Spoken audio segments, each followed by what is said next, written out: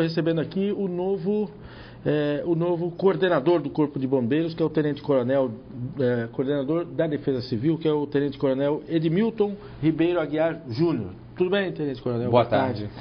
Bom, o Defesa Civil só existe em metade dos municípios aqui do Espírito Santo. Esse é o principal desafio de vocês? É fomentar a criação da Defesa Civil com alguma estrutura, pelo menos, nos demais municípios?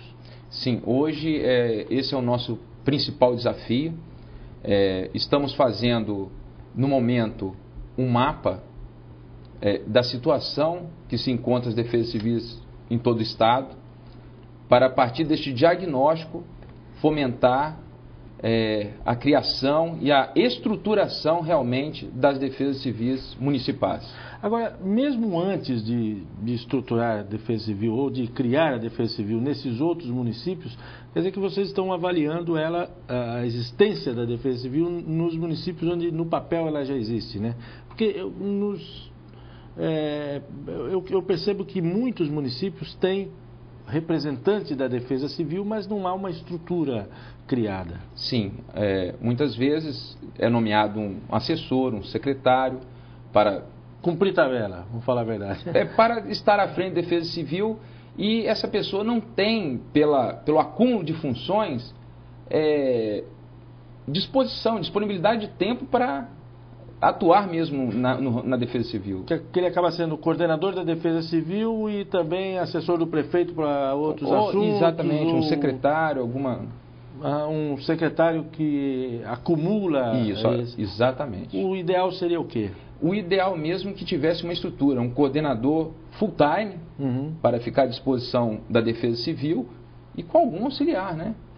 Agora, os prefeitos costumam argumentar que, olha, meu município não tem esse tipo de problema, não sei o quê, porque demonstram, não digo desconhecimento, mas pelo menos uma certa limitação do que é a atribuição da Defesa Civil, né? Na verdade, o que acontece é que na época do desastre, na época da calamidade, não, realmente isso é importante. E o que acontece em muitas ocasiões? Perde recursos, perde o prazo, tempo, não sabe qual a rotina para fazer um projeto para reconstruir uma ponte que caiu, uma estrada que foi destruída, edificações. As prefeituras, elas são obrigadas a ter Defesa Civil? Sim, obrigadas. Obrigadas. Sem a decretação, ele não recebe o recurso. Para a própria Defesa Civil. Isso. Agora, o que pode acontecer com uma prefeitura que não tem? Simplesmente tem a questão até responsabilidade, né, civil aí do... Quer dizer, o prefeito pode perder o mandato, por exemplo, por não ter... Não chega a esse ponto. Não chega a esse ponto, eu acho, mas... Ele pode ser responsabilizado. Pode ser responsabilizado. Se acontecer uma tragédia no município, que Deus o livre, mas assim, e não tem Defesa Civil, aí essa responsabilização eu imagino que aumenta. E o que acontece, fora isso, um prejuízo que vai trazer para os munícipes, né? Porque muitos municípios, depois de uma tragédia, não tem como se recuperar sozinho. Precisa da ajuda estadual, da federal. E Defesa Civil não é só na hora da catástrofe. Tem muita prevenção também. Exatamente. É onde a minha meta, como coordenador estadual, é atuar na prevenção. Porque realmente a Defesa Civil aparece na hora da tragédia. Mas eu não quero aparecer na hora da tragédia. Quero realmente não aparecer, e sim prevenir. Por exemplo, na época da estiagem. Estiagem é uma coisa lenta, que vai atuando devagarinho, daqui a pouco está tendo os efeitos. O pecuarista, por exemplo, o que acontece com ele? Nós estamos vendo o preço da carne do boi gordo. Por que está alta assim a carne? Às vezes, uma seca lá atrás, o animal não dá cio, com isso não tem bezerros, e lá na frente vai faltar carne e aumentar o preço do boi. Então são várias situações, e você construindo barragens, fazendo pequenas medidas preventivas, você vai atuar lá na frente, na ocasião quando vier a seca. Bom, e além porque uma coisa é a questão dos desastres, mas existem outras atividades da Defesa Civil e nesses outros períodos também, né? A Defesa Civil é um conceito muito amplo, porque o Estado sozinho não dá conta. O Estado, na hora de uma catástrofe, o senhor viu como que foi lá no Rio de Janeiro, em Petrópolis, né? não dá conta de atuar sozinho. É preciso da comunidade.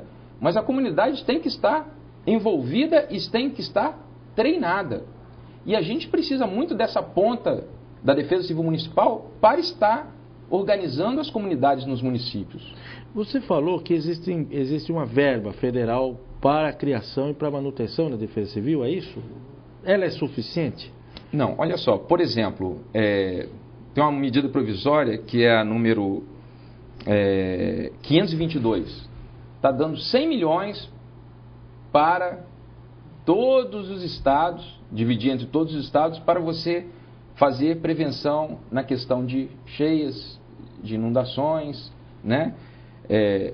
E nós estamos até atuando aí na questão também de barragem. Então tem um projeto junto à SEDUR, que é a Secretaria de Desenvolvimento Urbano do Estado, para no Ministério da Integração Nacional. A Defesa Civil hoje, nacional, ela está dentro do Ministério da Integração Nacional.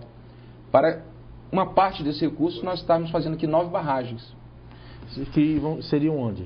Na região acima do Rio Doce.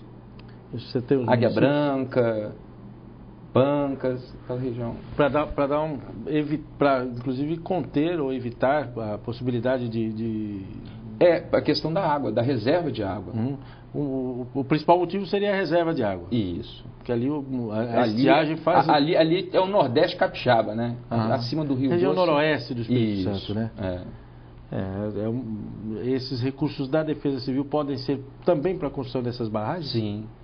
Uma boa e o governo do estado atual, ele está se mostrando muito solícito na questão de fortalecer a Defesa Civil. O governador já me determinou na segunda-feira que eu levantasse quais são os 20 municípios mais vulneráveis ou que tivessem mais necessidade de fazer um mapa de risco. Porque você só consegue atuar tendo um mapa de risco para você poder dar alerta. Por exemplo, esse mapa de risco ele vai levantar quais são as encostas que correm risco de deslizamento, quais os locais que são sujeitos a alagamentos, a inundações, enchentes. E através disso, nós vamos tentar criar o Sismadem, que é um sistema de monitoramento de alerta de desastres. E esse Sismadem ele cruza o mapa de risco com a previsão meteorológica. Então, chuva acima de 50 ou 100 milímetros. É possível alertar a população em caso de... E essa é a função nossa, né? Vamos torcer para que dê tudo certo. Muito obrigado pela presença, sucesso no seu trabalho. Muito obrigado, uma boa tarde.